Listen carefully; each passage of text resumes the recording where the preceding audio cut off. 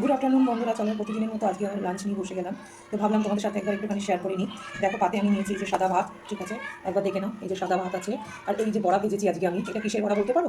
হ্যাঁ, এটা হচ্ছে সজনের ফুলের বড়া, ঠিক আছে। সজনের ফুল যে বানান ড্রামস্টিক, সজনের ফুলের বড়া এটা আমি বানিয়েছি। তো আমি নিয়েছি পাতে, আর এখানে আছে দেখো শশা কেটে নিয়েছি, স্যালাড করে নিয়েছি একটু। এখানে বানিয়েছি এটা হচ্ছে মাছের তেল, এতটুকু মাছের তেল ছিল, মাছের তেলটা খুব ফ্রেশ ছিল। তো কাতলা মাছের তেল খুব ফ্রেশ ছিল বলে আমি ওটাকে কী করেছি, একটু পেঁয়াজ আর লঙ্কা দিয়ে একটু ভাজা ঝুড়ি ঝুড়ি করে ভাজার মতো করে নিয়েছি।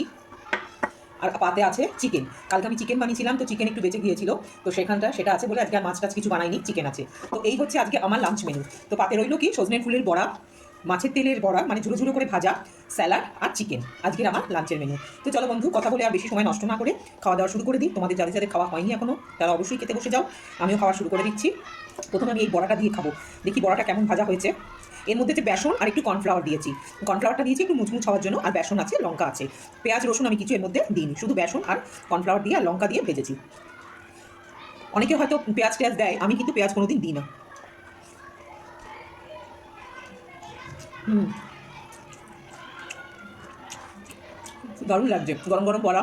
আর সবচেয়ে বড় বড় কথা, আমি ছোটোবেলা থেকেই মাদের কাছে শুনে এসেছি যে সজনে ফুলের বড়া মানে সজনে ফুলটা খুবই উপকারী শরীরের জন্য। তো তার জন্য সজনে ফুলের বড়া খেতে পারো।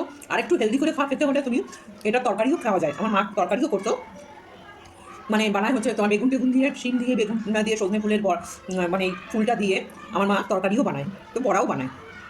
সজনে ফুল শরীরের জন্য প্রচণ্ড উপকার। তো তোমরা বন্ধুরা অবশ্যই সজনে ফুল বাজারে পেলে অবশ্যই খাবে।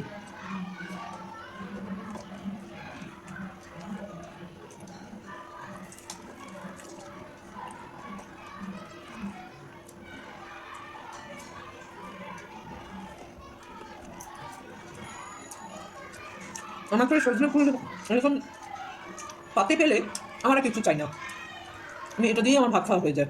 তো যাই হোক বন্ধুরা, এই ছিল আমার আজকে লাঞ্চের মেনু। আমি খেতে থাকি, তোমরাও যারা যারা এখনো খাওনি অবশ্যই খেতে বসে যাও। ভিডিওটা আজকে এখানেই রাখছি, আর এর চেয়ে বেশি আর বড় আমি করবো না।